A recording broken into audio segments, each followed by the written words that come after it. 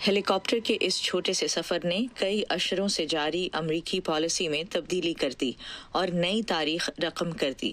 وزیر خارجہ mic Pompeo کی منزل متنازع مغربی کنارے میں شراب کشید کرنے کی ایک فیکٹری تھی۔ انہوں نے گولان کی پہاڑیوں کا دورہ بھی کیا۔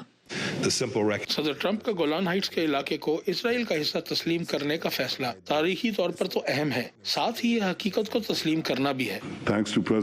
صدر ٹرمپ کا شکریہ کہ انہوں نے یروشلم کو اسرائیل کا دارالحکومت تسلیم کیا اور امریکی سفارت خانے کو یہاں منتقل کیا، اور صدر ٹرمپ کا شکریہ کہ امریکہ نے گولان کی پہاڑیوں پر اسرائیل کی خود مختاری تسلیم کی۔